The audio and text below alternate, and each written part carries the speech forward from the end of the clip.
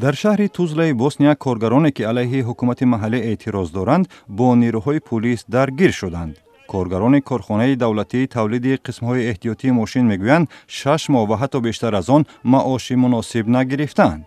آنها با مقامات محلی تا 4 ایون ضرب الاجل گذاشتند که مسئله برگرداندن معاش‌های آنها و تامین قراردادهای نو را حل کنند. اعتراضگران تهدید دارند که تا زمان حل طلب‌هایشان در روبروی بینای حکومت خیمه خواهند زد.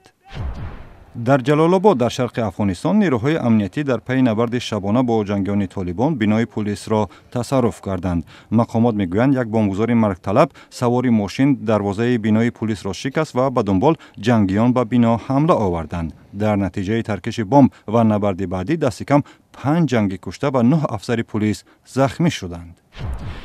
در شمال و غرب پاکستان زنان در راه در ولایت خیبر پختونخوا دست به اعتراض زدند. اعتراض شام 31 می آنها علیه مردانی بود که مانع شرکت زنها در انتخابات محلی شدند. انتخابات مجلس‌های محلی در ولایت خیبر پختونخوا همراه با درگیری‌های خشونت‌آمیز و گزارش‌ها درباره از قطعه‌های آوازدهی بیرون کردن زنان دایر شد. در پی زنازانی‌ها بر سر حق شرکت زنان در انتخابات چندین نفر به بیمارستان افتادند. در یک سلسله قضیه‌های خشونت آمیز از جمله در حمله به مراسم تجلیل پیروزی در انتخابات بنا به خبرها دست کم 20 نفر کشته شدند. در بیشکک پایتخت قرقیزستان کودکان و والدان آنها در چند مراسم بخشیده به روز بین المللی کودکان شرکت کردند. در حالی که کودکان مشغول بازی‌ها و دلخوشی بودند، سازمان‌های خیریه برای یتیمخانه‌های قرقیزستان پول جمع آوردند.